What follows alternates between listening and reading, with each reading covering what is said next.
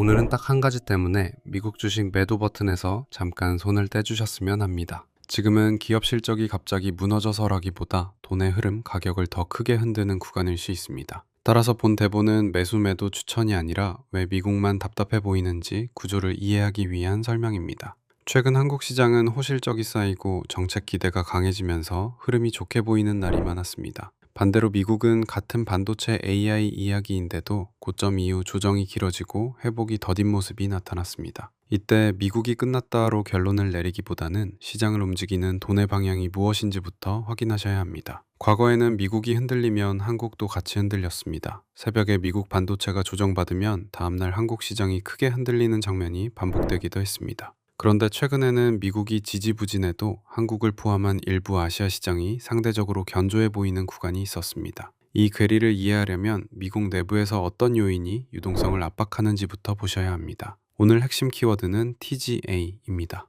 TGA는 미국 재무부의 일반 계정 잔고로 정부가 보유한 현금이 어느 정도인지 보여주는 항목입니다. 시장에서 TGA를 보는 이유는 TGA가 커지는 구간에서 현금이 시장 바깥으로 이동하는 흐름이 같이 나타나는 경우가 있기 때문입니다. TGA가 커질 때 시장이 답답해질 수 있다는 논리는 다음과 같습니다. 재무부가 국채 발행을 늘리면 그 국채를 사는 쪽에서 현금이 빠져나가고 그 현금이 재무부 계정으로 쌓이는 흐름이 만들어질 수 있습니다. 그 결과 시장 참여자 입장에서는 위험자산으로 들어갈 현금이 줄어든 것으로 체감될 수 있습니다. 이 체감이 강해지면 주식과 코인 같은 위험자산이 눌리거나 반등이 약해지는 흐름이 나타날 수 있습니다. 또 하나 중요한 포인트는 타이밍입니다. 시장은 실적 발표나 산업 뉴스만으로 움직이는 날도 있지만 특정 구간에는 유동성이 가격을 우선적으로 끌고 가는 날이 드러납니다. 그 구간에서는 좋은 뉴스가 나와도 가격이 무겁고 나쁜 뉴스가 나오면 과하게 반응하는 모습이 동반될 수 있습니다. 따라서 지금 구간이 그런 성격인지부터 구분하셔야 합니다.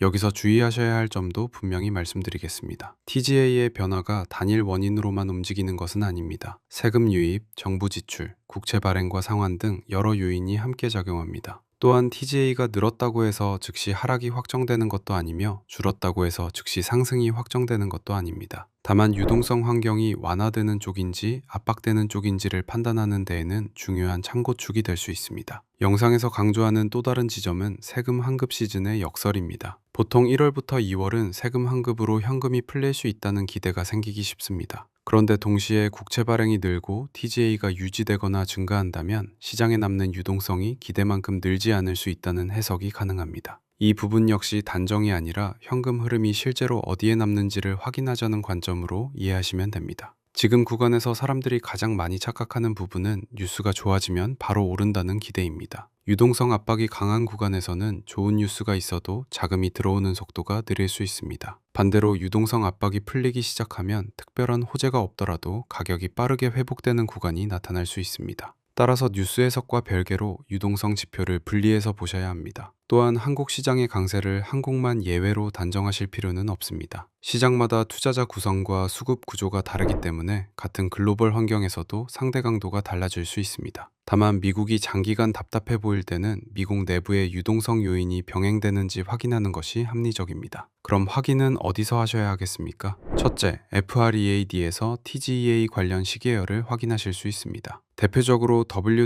WTR-EGEAN 자주 인용되며 큰 흐름을 보기에 유용합니다. 둘째, 미국 재무부는 분기마다 조달과 현금 운용 전망을 담은 공식 문서를 공개합니다. 그 문서에는 특정 시점의 잔고 가정과 향후 변화 방향이 포함되는 경우가 있어 시장이 압박이 완화될 수 있는 구간을 추정하는 근거로 삼기도 합니다. 여기까지를 바탕으로 지금 시점에서의 결론을 정리하겠습니다. 지금 미국 시장이 답답해 보이는 이유를 실적이 끝났다로 단정하기 전에 유동성 압박 구간인지부터 확인하셔야 합니다. 확인 기준은 크게 두 가지입니다. 첫째, 프레드의 TGA 지표가 계속 증가, 정체하는지 아니면 감소 전환이 나타나는지 보셔야 합니다. 둘째, 재무부 공식 문서에서 현금 잔고의 가정과 변화 방향이 어떻게 제시되는지 보셔야 합니다. 추가로 시청자분들이 바로 적용할 수 있게 체크리스트를 짧게 드리겠습니다. TGA가 상승 추세인 구간에서는 위험자산의 반등이 약해질 수 있다는 가정을 두고 무리한 추격을 줄이시는 편이 합리적입니다. TGA가 정체하는 구간에서는 시장이 방향성을 탐색하는 시간이 길어질 수 있으므로 변동성 관리가 중요해질 수 있습니다. TGA가 감소 전환하는 구간에서는 유동성 압박이 완화될 가능성이 생기므로 반등의 지속성을 관찰하실 필요가 있습니다. 재무부 공식 문서를 보실 때도 특정 문장 하나로 결론을 내리기보다는 방향성만 잡으시면 됩니다. 잔고가 늘어나는 구간인지 정체하는 구간인지 줄어드는 구간인지가 핵심입니다. 그리고 그 변화가 실제 시장 가격과 어떻게 맞물리는지 2주에서 3주 단위로 반복 확인하시면 됩니다. 마지막으로 다시 한번 강조하겠습니다. 본 대본은 특정 자산의 매수, 매도를 지시하는 내용이 아닙니다. 지금처럼 해석이 엇갈리는 구간에서는 결론을 서둘러 내리기보다 지표와 공식 문서가 말해주는 흐름을 먼저 확인하시는 것이 중요합니다.